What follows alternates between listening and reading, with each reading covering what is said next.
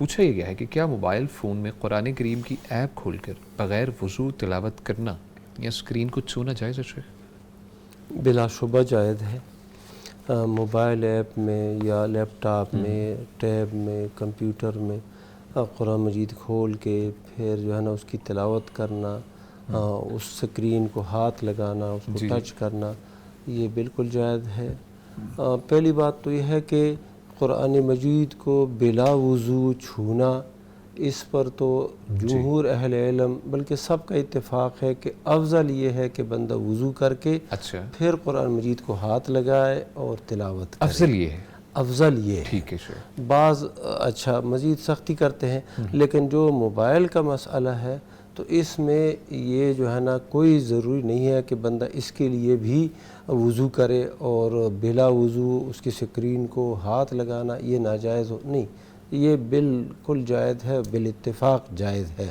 ہاں، وضو جو ہے نا وضو کر کے بندہ تلاوت کرتا ہے، وہ موبائل سے ہو یا کسی اور ذریعے سے ہو تو یہ بہت اچھا ہے۔ ٹھیک ہے۔ باوضو حالت میں یہ قرآن مجید کی جو تلاوت ہے اس کے آداب میں سے ہے۔ ہاں جی، اور ویسے بھی مسلمان بندہ ہمیشہ باوضو رہے تو سبحان اللہ، ولا یحافظ علی الوضوء الا مؤمن، وضو پر دوام کرنا یعنی ہمیشہ باوضو رہنے کی کوشش کرنا، یہ جو ہے نا مومن کی ایک نشانی ہے، وصف ہے۔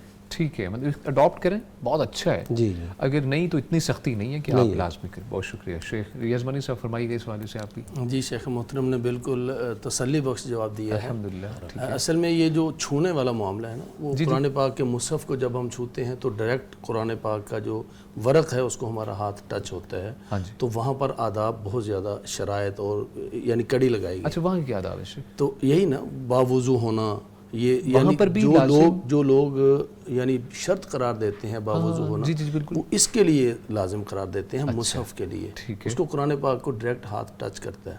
دراصل یہ جو موبائل ایپ پہ ہوتا ہے یہ تو ایک عکس ہوتا ہے، وہ یعنی جب آپ اس کو بند کریں گے وہ ختم ہو جائے گا، تو اس کا حکم وہ نہیں ہے جو کہ اس کا۔ اور جو شیخ محترم نے فرمایا کہ باوضو رہنا، حضرت بلال رضی اللہ تعالیٰ عنہ کے قدموں کی آہٹ اللہ کے رسول صلی اللہ علیہ وسلم کو سنائی دی، تو پھر آپ نے پوچھا تھا کہ بلال کون سا عمل کرتے ہو کہ جنت میں مجھے اپنے آگے آگے تیرے قدموں کی آہٹ سنائی دی؟ تو جبریل سے پوچھا تو انہوں نے یہی بتایا تھا تیرا بلال ہے جو چلتا زمین پر ہے اور اس کے قدموں کی آہٹ اللہ تعالیٰ اوپر سن رہا ہے۔ تو حضرت بلال نے عرض کی تھی کہ اللہ کے رسول اب اس منظر کو آپ تصور میں لائیں کہ حضرت بلال کو جنت کی بشارت دی جا رہی ہو اور وہ جنت کے بارے میں پوچھا جا رہا، تو حضرت بلال روئے تو ضرور ہوں گے اس منظر کو جب اللہ کے رسول صلی اللہ علیہ وسلم کی زبان مبارک سے جنت کی بشارت ملی۔ اور بدلے میں عمل کون سا بتایا ہے؟